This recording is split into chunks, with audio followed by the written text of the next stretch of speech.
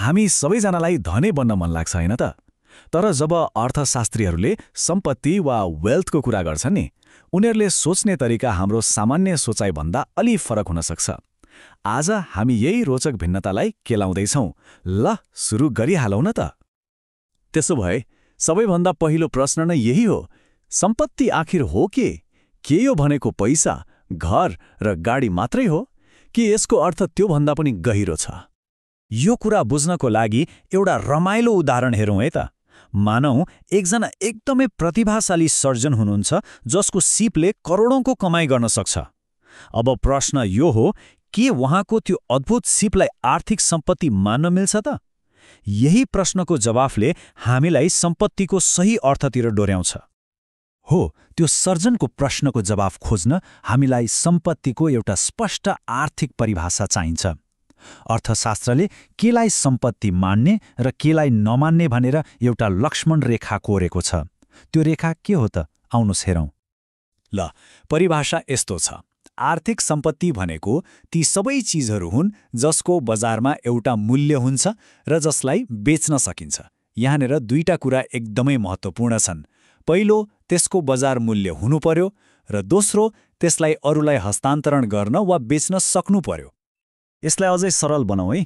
जस्तै हाम्रो घर, जग्गा, गाडी वा हामीले लगानी गरेको सेयर, यी सबै चिजको बजारमा एउटा मूल्य छ र हामीले चाहेको बेला बेच्न पनि सक्छौँ।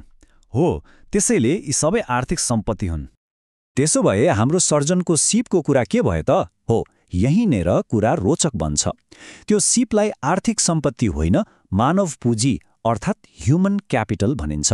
किन होला? किनभने हामी आफ्नो घर बेच्न सक्छौँ, तर आफ्नो ज्ञान वा सिपलाई आफूबाट छुट्याएर बेच्न त सक्दैनौँ नि। सम्पत्ति हस्तान्तरण गर्न सकिन्छ, मानव पुँजी सकिँदैन। यो भिन्नता बुझ्नु एकदमै जरुरी छ। अहिलेसम्म हामीले व्यक्तिगत सम्पत्तिको कुरा गर्यौँ, तर सम्पत्तिको दायरा त्योभन्दा फराकिलो छ। यसको मालिक को हो भन्ने आधारमा यसलाई 3 भागमा बाँड्न सकिन्छ। हेरौँ है त। पहिलो हो निजी सम्पत्ति, जस्तै हाम्रो घर वा ब्याङ्कमा भएको पैसा। दोस्रो हो सरकारी सम्पत्ति, जस्तै हामीले प्रयोग गर्ने सडक, पुलहरू।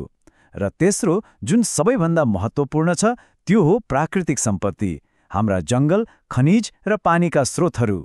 साँच्चै भन्ने हो भने कुनै पनि देशको आर्थिक जग यही प्राकृतिक सम्पत्तिमा टिकेको हुन्छ। अब एउटा अर्को ठूलो प्रश्नमा जाउँ, के सम्पत्ति र पुँजी अर्थात् क्यापिटल एउटै कुरा हो त? हामी यी शब्दहरूलाई प्राय एउटै अर्थमा प्रयोग गर्छौँ, तर अर्थशास्त्रमा यिनीहरूबीच एउटा निकै महत्त्वपूर्ण भिन्नता छ। यो भिन्नता बुझ्नु नै आजको सबैभन्दा मुख्य कुरा हो।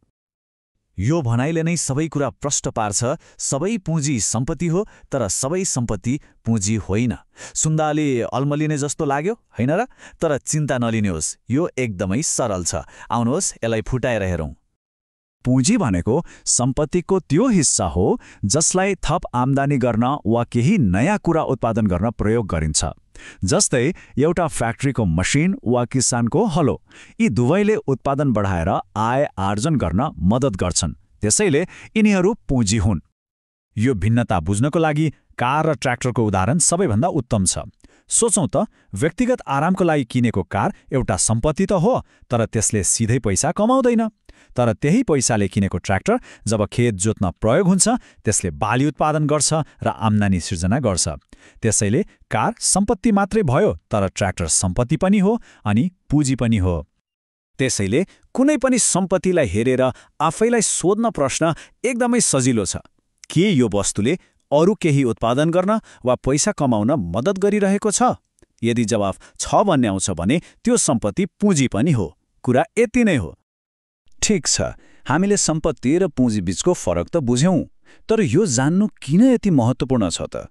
के यो केवल अर्थशास्त्रको किताबमा मात्र सीमित कुरा हो? बिल्कुल छैन। यसको वास्तविक संसारमा गहिरो महत्त्व छ।